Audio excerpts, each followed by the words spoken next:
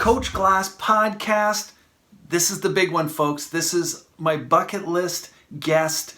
7.5 years ago when I started this podcast, I was hoping that one day I'd be able to have this opportunity to interview Coach Don Fleming, my PhysEd instructor and coach back in high school. The man that inspired me to become the coach that I am today is on the podcast this week. And it is truly a special episode. I'm excited to share this with you. And I hope you enjoy the episode as much as I enjoyed spending time with Don and kind of going through the old years and old stories and experiences that we had. And sure, we might screw up what year it was or the name of the championship or maybe how many laps the guys did around the track. None of that matters. What matters is the messaging behind it and the stories that we get to share in this episode. So I hope you enjoyed as much as I enjoyed making it, and it's a special one for me. Welcome to the next level.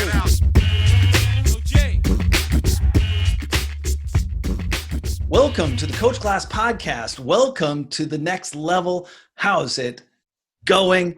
Today, I always say that I have a special guest on, but literally, like I got my hair is standing up. I've been looking for this guy for years, wanting to reach out and be able to express my gratitude for everything he's done for me, leading me down the path that I'm on today. The fact that I have a podcast today, a big part of that is because of this man that I have on the show today. I've mentioned him many times on the podcast, and he's really here. This is insane. So Coach Don Fleming, how's it going? It's going great. It's so good to have you on the show, Don. Just to give the listeners, they call themselves glisteners because they're glass listeners. And I know that sounds horrible, glisteners, but they're here. And I speak about you all the time. You're my high school coach. And obviously you're my phys ed instructor, but that's kind of like, you don't get to choose your phys ed instructor, but you do get to choose your coach in essence by, if you have a good coach, you just go to the end of the earth for them, and any sport that they're coaching, you join in. So that's kind of where our relationship, I think, started. Maybe just give me a little highlight reel of you coached and was a phys ed instructor for 3 decades. Yeah, for 32 years. I was 2 years at East York Collegiate and then went back to my alma mater at Richmond Hill High School. I graduated from there in 57 and able to get back there. And the person that took over from me, Mark Gergler, he was also a Richmond Hill grad. And so it continued on that way. It's pretty cool. That is very cool. You wouldn't know Mark. No, I don't know Mark, but when I started in high school, I had an older brother, Sean. You probably remember Sean Glass, defenseman on your lacrosse team for many, many years. And he was during that, Brad Irvine, Jamie McGuire, that whole group of guys in front of me. And they were 3 years older than me. So I already heard legends about Coach Fleming before I even started in high school. And I was so excited to play the game of lacrosse. I came from the West Coast. When I moved to Richmond Hill, I was coming from Vancouver, where it was like soccer and very, very little hockey even. It was more just a soccer community. And I was a skateboarder, kind of surfer kid. And I came out to Richmond Hill of all places for high school. And you introduced me to the game of lacrosse. You played lacrosse when you were a youngster, or how did you get involved with lacrosse? Let's see, I have to think back here. I played some high school. I lived in Victoria for a couple of years. Oh, you did? I didn't know that. When I was about 11 or 12 years of age, and lacrosse is played there. And yes, it is. Box lacrosse more, I guess. Yeah. And so anyway, it was when I was back at university that I wanted to play more lacrosse, and used to have a lacrosse in the pit. Yeah, it was it was wicked. It was wild. It was a lot of fun. And I had a fellow by the name of Bert Naylor, who was an excellent Ontario lacrosse player. He showed me a lot of the tricks of the trade, and so I got involved at that point. And then Richmond Hill High School, not Richmond Hill High School, but Richmond Hill had a team called Richmond Hill Town and Country Zeros. Zeros. Yeah. And that was what our scores were like. Oh, really? It was a lot of fun.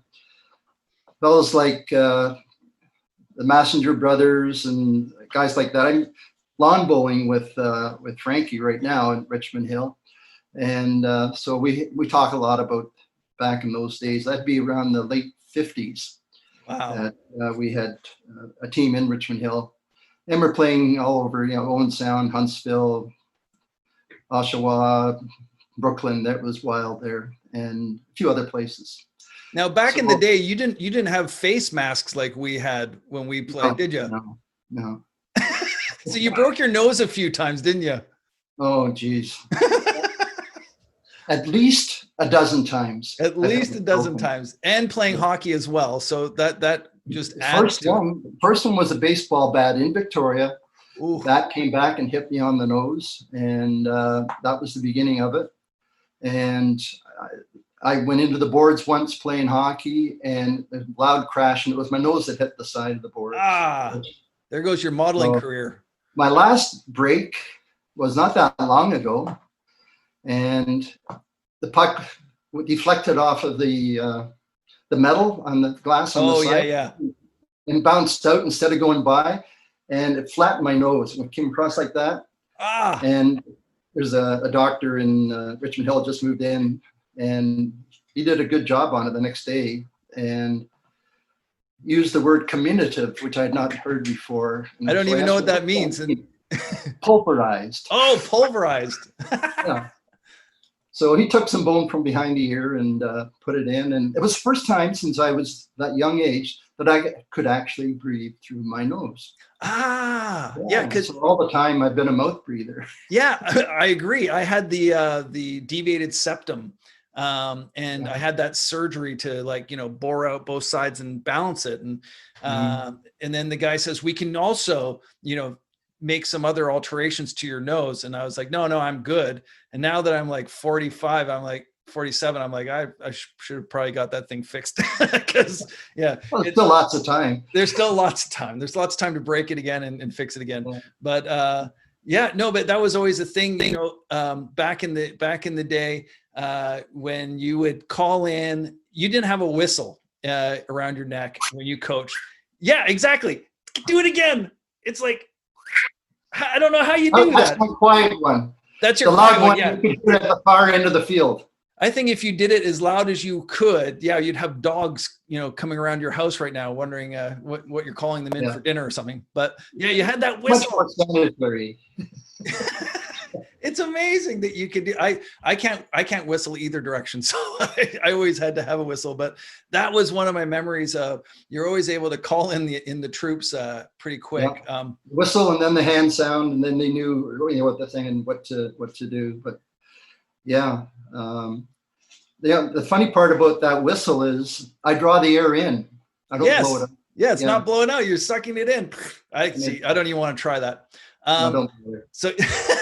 So you won't believe this, Don. Before we get into, I really want to talk about some of the coaching stuff that and things that maybe you took for granted, because as a coach now, I use many techniques and I go, you know what? This is so crazy that they're not doing this. This is what we used to do in our lacrosse program. So like if I was coaching basketball, I'm like, why aren't they using this type of a zone? We used to use it back in the RHHS days. So, but before we do that, I want to go down a little bit of memory road with you. I brought some goodies. I look at this. This is the original, my original number 13 Richmond Hill lacrosse. It smells like I just wore it yesterday. Good, that's good. Yeah. So by the way, my wife I'm looking forward to this moment when she comes home and I show her this, because she's like, why do you hang on to all this stuff? Like, what does that bring you joy? I'm like, yeah, it does bring me joy. So my old lacrosse sweater, and in the background here, we have some of the crests that we got from I can see that. Yeah. You know what's fun with the guys that played lacrosse, and some of them aren't on Facebook, but their wives are, and I've been in touch with them. And they all want to say all the stuff that they still have from when they were at Richmond Hill High School. Right. Yeah. All the memorabilia stuff. Exactly. Their sweater and their sticks or whatever. Yeah. Yeah. Yeah. Exactly. I have a stick up at my cottage on the wall. It's got all the names and signatures of the guys Oh. from, I think that was in the late 60s. Yeah. Wow. I saw on your Facebook, just so everybody understands, the reason why this conversation is happening today, episodes we're over 360 episodes. We've been doing this podcast for 7 years, Don.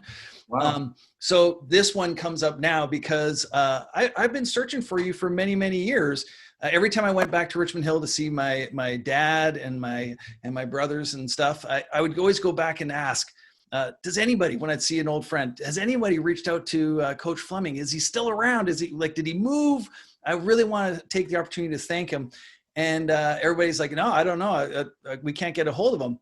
And out of the blue, just a couple weeks ago, I get this message on Facebook and someone just said, all it said was, we found him. He's on Facebook. That's it.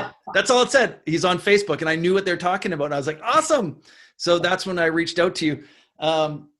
So just before we finish the thought, when I talk about on the podcast, quite often I will over embellish about past greatness on the sports floor, from college football to my high school escalades. I always say that there's outside of RHHS, there is a statue of me, but there isn't, of course. But Well, you're not going to do that this time. We're not going to know, because you're going to call me out on it. But we do have the medal from senior lacrosse, 1990, 91. We were finalists in the provincials, but 91, 92, the red ribbon, because we were the provincial champions. That happened for real. We have, now you can explain this. Was this something you invented? The point system. I got an award for the 500 points award for, Yes. Can you tell me a little bit of, you had a point system for athletics? It was a school point system. It was intramural, where you could pick up points, competing. We had 4 houses. Yep, that's right. Miles, Richmond, Harrison, Stewart. Yep. And so the whole school was divided up into the 4, and there were lots of competitions at lunch hour or after school, where the kids would be playing against each other. Create a lot of fun. And anyway, yeah, it's possible, like you did. 500 points. That's a lot of points. Not very many people did that. Not many people made the That 500 means that points. you were just a little bit involved. I was a little bit involved, and probably okay, I'll get to that in a minute, because that involvement, I was totally oblivious that my experience in high school was not like everybody else's. But what I also have here is the 1990-91 Athlete of the Year Award, but not to be undone with the 1991-92 Athlete of the Year Award. Now, these are not straight, because obviously I think my wife put them away and didn't think I would ever want to see them again. So these guys, I don't know what they're doing. They're diving, but they can touch hands. They can give high fives. We got Athletic Council Award. You gave out a lot of awards, by the way. We have I have to make my screen bigger to see these. Oh, that's okay. You're going to see it on the replay. Oh, dear. Because you're going to want to watch this. Okay, that looks better now. Yeah. So yeah, these awards were great. I was just obsessed with athletics and just like being a part of everything that you and Coach Muir had to offer at the school. You guys made athletics and the whole team atmosphere so attractive for a young guy looking for a little bit of leadership and a little bit of camaraderie and family. So it was fun. It was fun. And yeah. It wouldn't be that fun if you weren't if you weren't the coach that you were and brought the community together. And that's and there's something to be said about that. Mm-hmm. I know you're a humble man and you don't want to admit it, but I know I'm doing all the talking. I will get to you in 1 second, but I have to get some of these memories out of my system. So one of the things that happened in my later career, when I graduated high school, I wanted to be a PhysEd instructor because I saw the life that you and Coach Jim Muir had.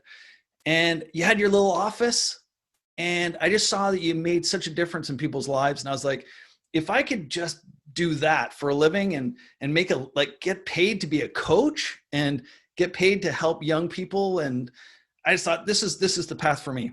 So I went through human kinetics at University of British Columbia. I got my degree in human kinetics and a minor in psychology, which turned out, by the way, to be, the primary part of as being a coach. It is actually a psychology experiment.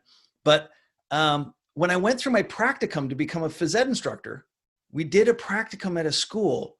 And what I realized was there's only 3 kids in the class that actually wanted to be there. Oh, and there was like 17 kids in the class that, were trying to, I didn't bring my gym clothes. I forgot to, and I realized, oh, wait, I was one of those 3 kids, and I was unaware that the kid in the gumboots didn't actually want to participate because we were having too much fun and they didn't feel a part of it. How did you deal with that when you had this mixed bag of people that wanted to be a part of every single extracurricular event and then these other people that just didn't want to be there? That's a tricky one to answer. First of all, I would say I taught all the grade 9s. So when they came in from elementary school, I had a whole year, I'll use the word, to indoctrinate them. Right, the minor niners. Into a way of thinking about sports that they probably, a lot of them have never had before. My pride would be showing at the end of 5 years when a grade 9 student, and I'm thinking of one in particular, who had zero interest in sports. And I did everything differently for him. And the rest of the kids were really good about it. When he graduated, he came back and said, "Thank you, sir. I really appreciate my experience in phys ed at Richmond High School." And so that's my goal. When I'm working with kids, my mental attitude is, I've got to get them hooked. I want to get them involved. And so you do different things in order to do it. You don't just demand whatever. You draw them in. And sometimes it's really easy to draw people in, like yourself. Yeah. Most of the students that were at Richmond Hill High School were really interested in life and in sports. And a lot of them were in the music department. Oh, true. That's right. Yeah. So we had a really good core of kids at Richmond Hill High School. So, and they supported all the arts and the phys ed program. So, but back to your question, I would be very depressed teaching today. Yeah. Because there is no 4-year or 5-year program. We had a 5-year program back in the 70s. Yeah, yours was 4-year, I guess. Yeah, well, we went to grade 13, which is very strange for the rest of the world. I don't know if there's any other place that goes. So you basically, I really felt like I was cooked in grade 12, and then someone left me in too long. Like that extra year, you had now men. Like you were no longer dealing with teenagers. You had 18 and turning 19-year-old men in your classes. That's something else. And they said that it was preparing us for college. But then when I went to university, UBC was like, yeah, that means nothing. You spent an extra year for no reason, but it did mature us. And it allowed me to buy beer for my fellow first year colleagues in university. Yeah. So it would be difficult today because there are a lot of students that don't have the connection with physical activity. Yeah, they seem more connected. It also comes from just playing. You're out on the street playing road hockey or doing whatever. You don't see much of that these days. They're all inside, and unless the kid, like this one down there, a couple of kids down the street, and their father is a Y person, and so he's with the kids outside playing whenever he can. Right. And so they'll obviously have a very good attitude towards physical activity. Yeah, we have that. I was lucky enough to move on to a street in Vancouver where we have a cul-de-sac, And just from my kids' age, we have 2 kids going to junior hockey or into the AHL. We have 2 kids that are playing semi-pro soccer. We have basketball players. We have ringette players. Like, it seemed like every kid on the street excelled in sport because, one, we encouraged it, but also because we lived on a cul-de-sac where they could play every day. And they were outside playing together and competing against each other every day. And That's who are fantastic. who are they competing against when they go into their leagues? Were a bunch of people that weren't allowed to go outside. So they had a big advantage on the rest of the crew. Speaking of which, this brings back a memory as well.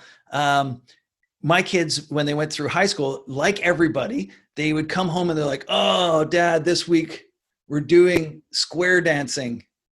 And I'd be like, "Oh, I loved square dancing. I loved it." And they're like, "What? What do you mean you loved it?" And I go, "Coach Fleming used to call, like, take the story.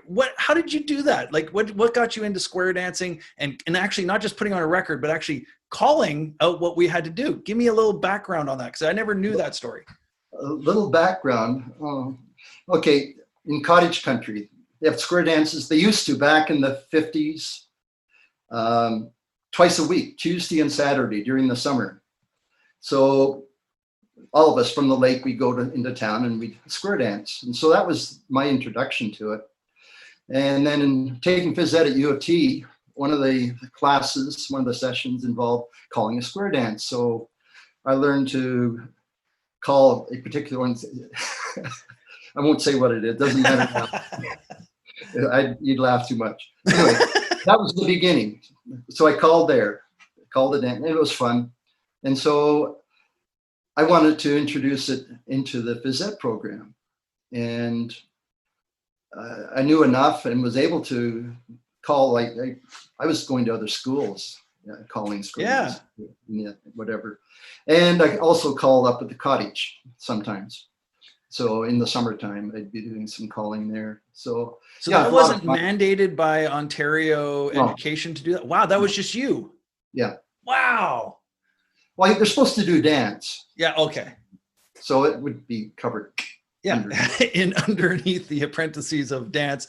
But that was such a weird part of your life, like, for young people to have to interact that way. And you made it comfortable for everybody. You made everybody feel good about, having to hold a girl's sweaty palm and walk around circles. The grade minors had lots of problems with that.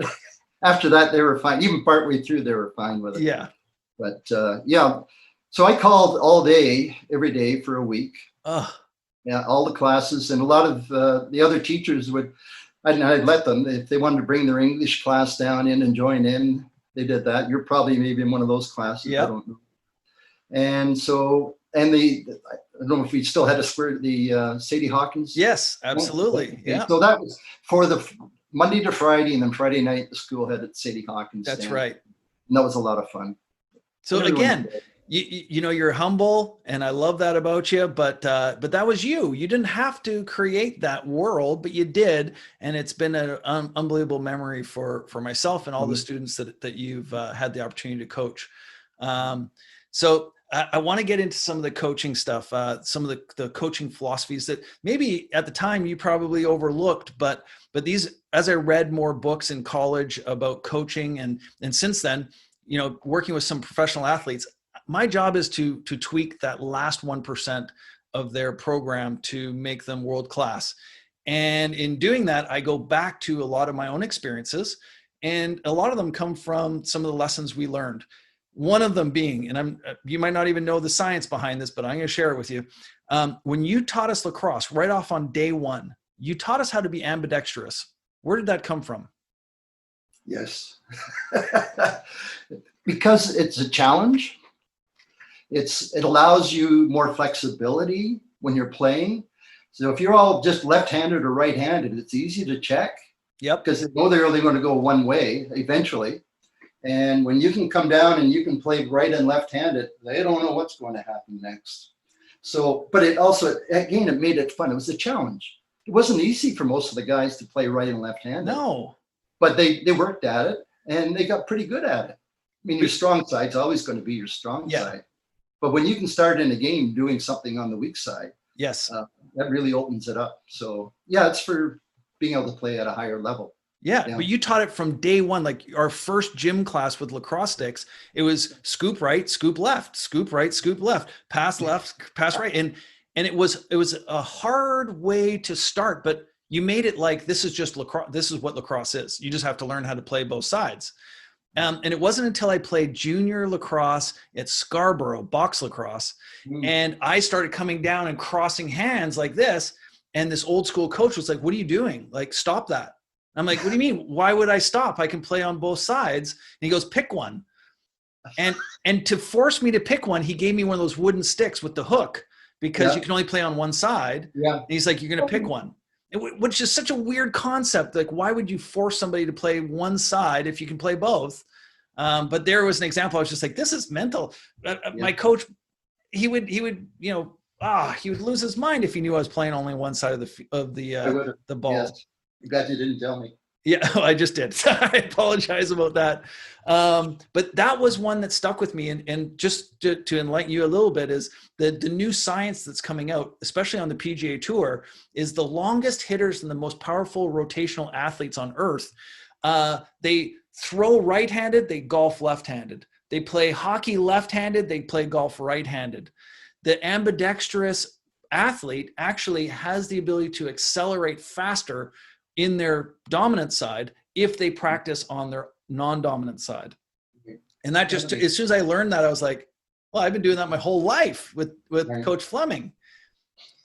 Second coaching point, you used to make us walk home, and I had a long walk home. I had about a 45-minute walk home. And my walk home, you said you need to cradle the ball. You need to cradle the ball, one hand, two hands, cross over like this. And I took that to heart, and I did that every single day on the way home and on the way to school. Even if I was offered a ride to school, I still was like, no, I got to walk because I got to practice cradling. Were you just trying to drive us crazy, or what was your thinking there? It became so natural, obviously. Yeah, because it becomes natural. Yeah, exactly. It was a challenge for you.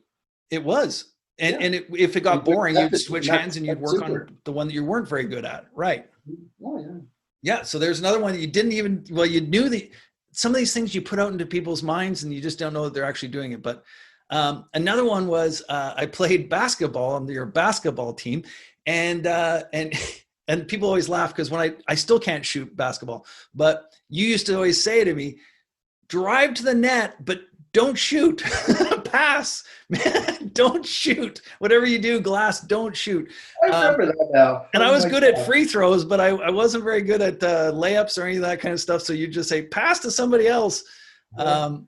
So those are some great memories of using your strength. Yeah, use your strengths. Use your strengths. Yeah. So how did you find coaching sports like basketball, like lacrosse, like all the variety of sports? Was there any other than lacrosse? Obviously, was probably your favorite. Well, maybe I'm wrong.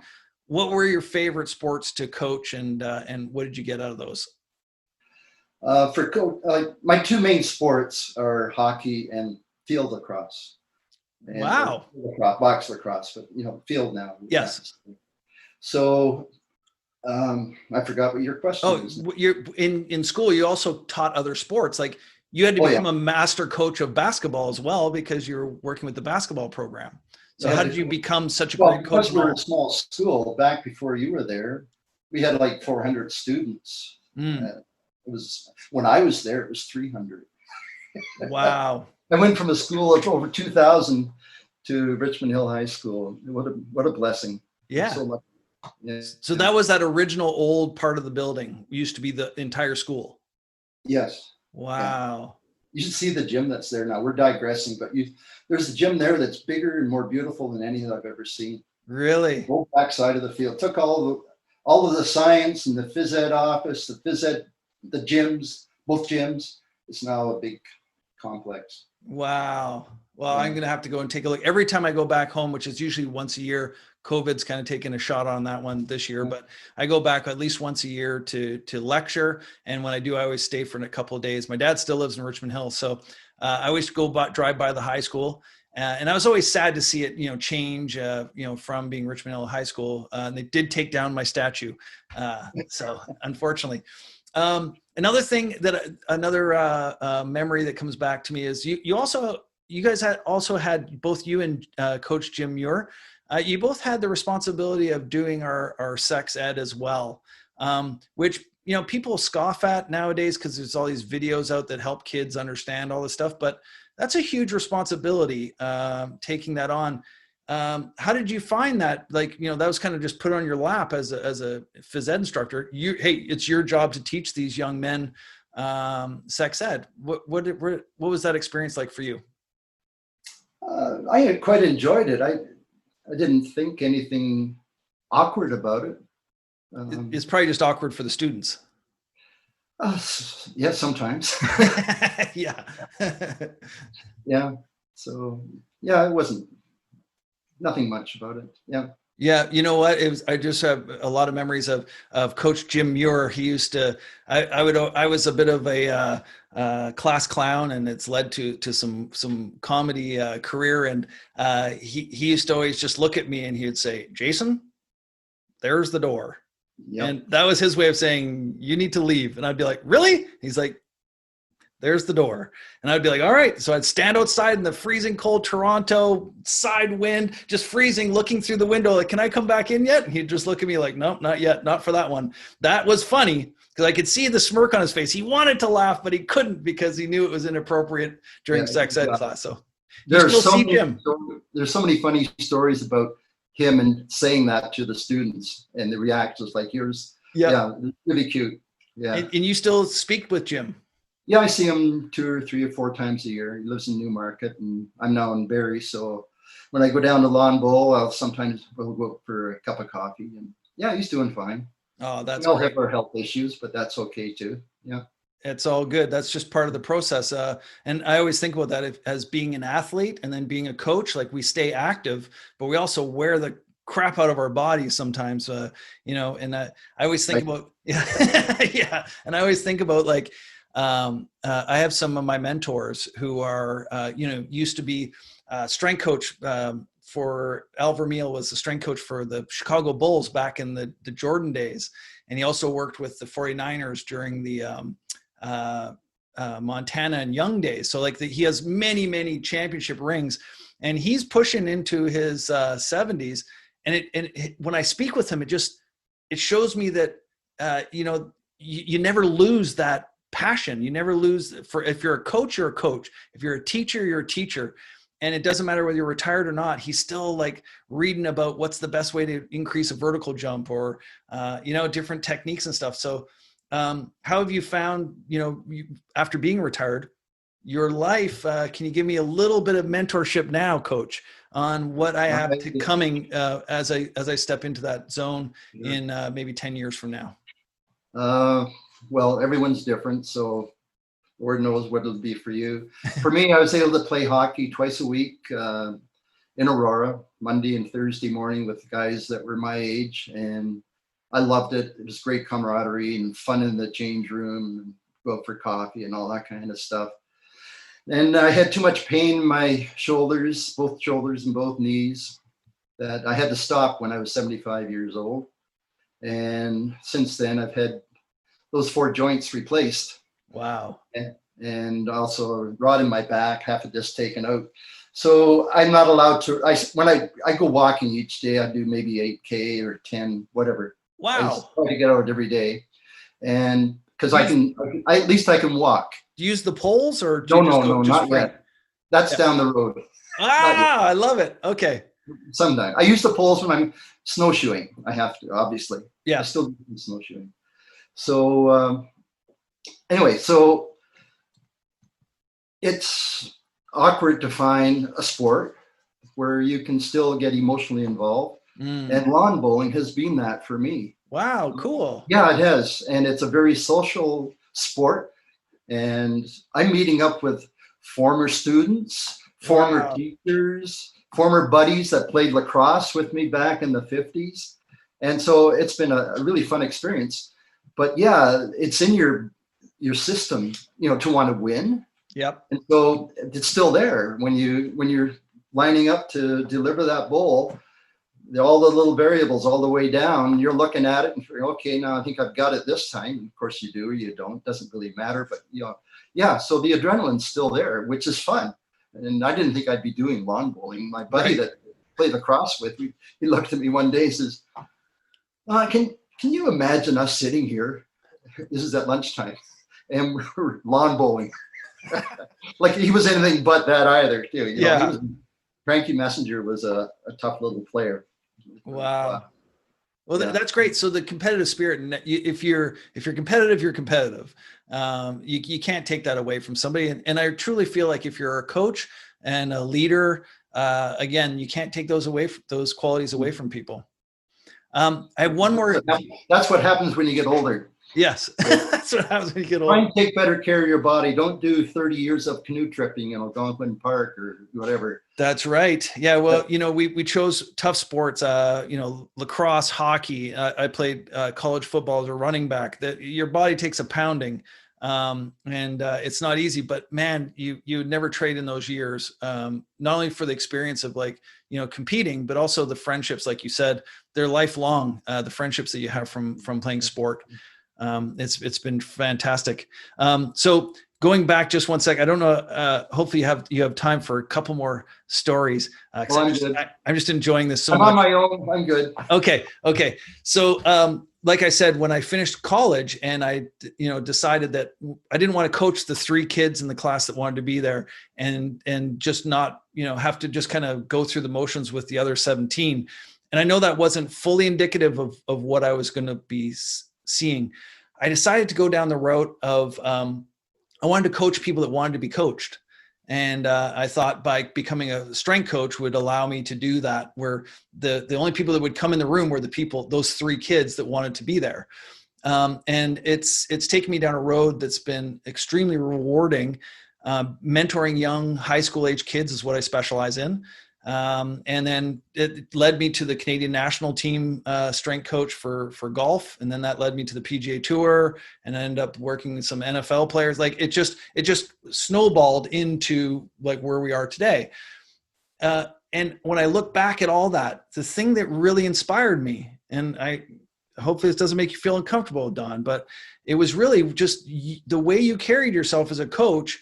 And that's why I wanted to reach out to you for all this time.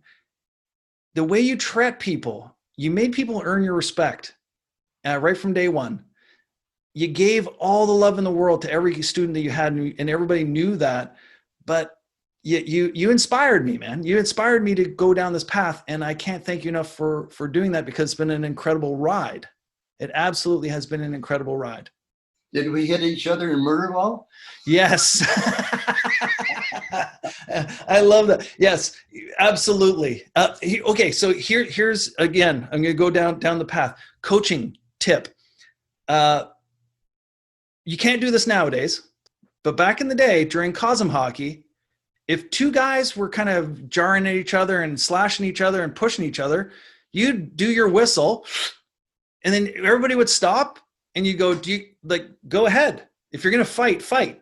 And the 2 guys would have a couple throws. And then as soon as you saw that, it was, enough was enough, they got it out of their system. You go, okay, enough, game on. You wouldn't even give them a chance to be upset. It's just like game on.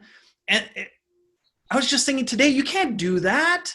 You used to let people fight it out and no one knew. And it was also like secret fight club in a sense, because no one was ever going to go to the principal and say, Coach Fleming, let this guy punch me in the face.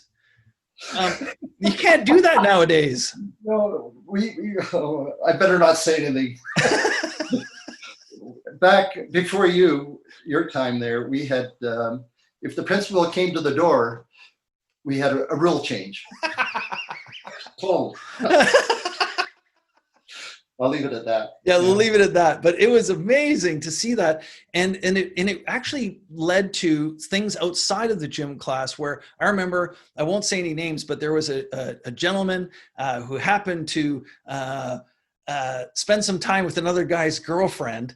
And then in the back field, it was just like 2 guys standing there, and the guy goes, "Did you do it?" And he's like, "Yeah, I did." And he goes, "Well, and now we got to fight." And he just put his chin up and he says, I deserve it. Have a crack. And he cracked him one as hard as he could. I've never seen this in my whole life. Just stood there and took it on the chin. And then afterwards, they were just like, okay, let's get on with our life because we're buddies. We've had our moment. And I was like, that was gym class. That was exactly like Cosm hockey. And they did it over a girl. You set the standard for this. Like if the whole society just did that, we wouldn't have all these problems that we have. Just, did you do it? Yes, I did. Own it. Okay. You know, I got to punch you. Yeah, I know. And it was over. That's quite a story. It is. Okay. One more thing to make you feel a little bit uncomfortable. Like I said about your leadership, there's 2 times in my life that I had this, and my dad was like, he's such a great man, loved him to death. He's just he was a great father. But I remember the day that I disappointed him. I remember the day that we had a party at our house, and then afterwards, the next day, he sat us down, and he knew that we did this, and he just looked at us and he just said, I'm disappointed in you. That's all. Like, you just disappointed me. And I've lost respect that you would do this in our very own home. And there's 2 times that this happened in my life. The other time was with you. And this meant a lot to me. We went on a ski trip, and a couple of us, there was a big group of us, and we all had beer on the ski trip, and we drank beer, and then we came back. We thought we got away with it. You guys took us into the office and sat every person down individually and dealt with it. And I couldn't lie to you, Coach. You're like, did you or didn't you? And I said, I did. And you just looked at me. The eyes that you had was just an eyes of disrespect. And I knew I had lost your respect for that moment. And that's all that mattered, because you made people earn respect. And it was tough love, but that was a lesson that stuck with me for the rest of my life. So that was just the way you did business. And I respect you for that. It's incredible. Yeah, absolutely. So you don't even know that you make these differences in people's lives. No, you don't. As a teacher, teachers don't know how they're influencing positively or negatively the students that are in their classroom or coaching, whatever. I mean, I'm getting feedback from you, which is fantastic. It really is. And it makes me feel good. Yeah.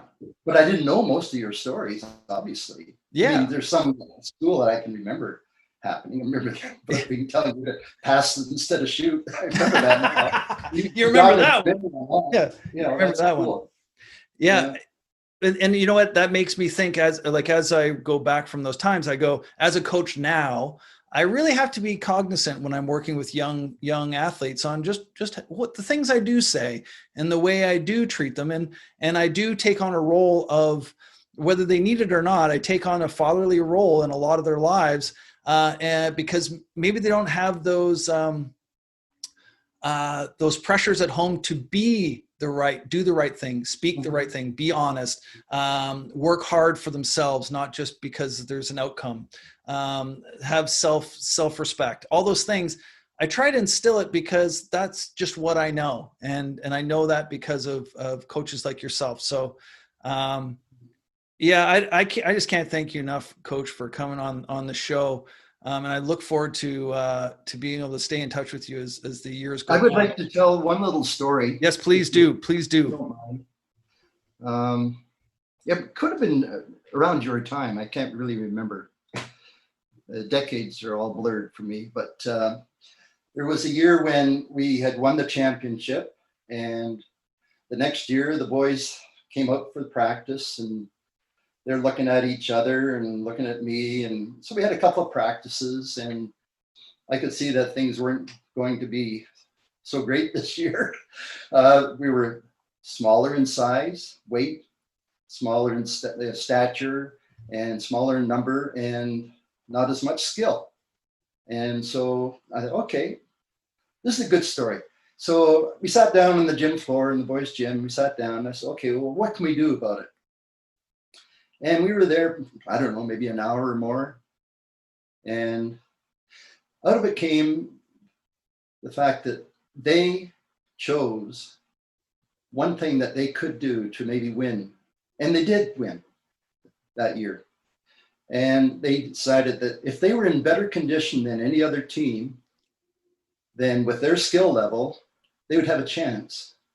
And so they set up a program. I can't remember how many laps, but I have a feeling it was, they had to do 10 laps of the field every day, in the morning, after school, at night, lunchtime, in a spare. It was, well, you know, the school, it's not a full track, but it's still, it's a lot of running. Yeah. Doesn't count when you're doing it in the, you know, in our practices. And so they did this, and it was the honor system. And they tell me, yes, sir, I did 10 laps on Saturday or Sunday or, you know, whatever equivalent. And so I recorded it, and they knew, they decided if, well, you know, what's the consequence? Well, if you're not up to date, you don't get to play the next game. Wow. Yeah. So that's pretty cool. That is cool. I had one guy, he finally came around when he missed a couple of games because he wasn't up to scratch in his numbers, and he ended up helping us in the end. So that was totally self-created.